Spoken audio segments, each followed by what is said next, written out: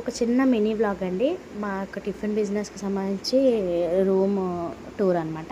Hello అండి, మహాలక్ష్మి దగ్గరికి hi అండి. చూడండి, మేము అదే 1కి లేచి టిఫిన్ అనేది చేస్తామని అయితే చెప్పాను కదా. చూస్తున్నారు కదా, మా రూమ్ ఈ చిన్న రూమ్లోనే మేమైతే టిఫిన్ అనేది రెడీ చేస్తామన్నమాట 1కి లేచి.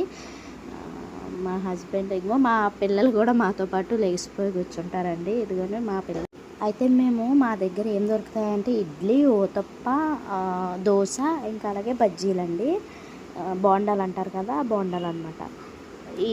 ఇవన్నీ ఐటమ్స్ కూడా ఇంటి దగ్గర ప్రిపేర్ చేసుకుని మేము మా హస్బెండ్ తీసుకెళ్తారనమాట.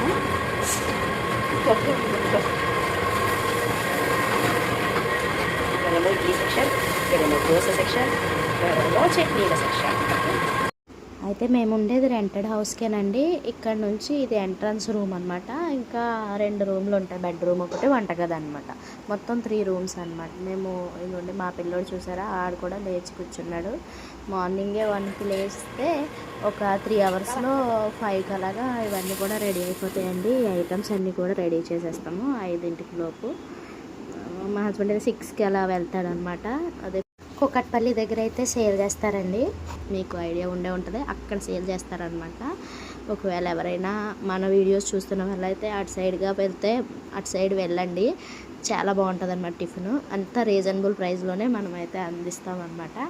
మనం రెస్టారెంట్స్కి వెళ్ళి తినేవాళ్ళు ఉండరు కదా, అందరి దగ్గర రెస్టారెంట్లో డబ్బులు పెట్టుకొని తినే వాళ్ళు ఉండరు కదండి. సో అలాంటి వాళ్ళకి అలా ఇలా ఇంటి దగ్గరే మేకింగ్ చేసి మంచి టేస్టీ టిఫిన్ అయితే అందిస్తామన్నమాట మనము.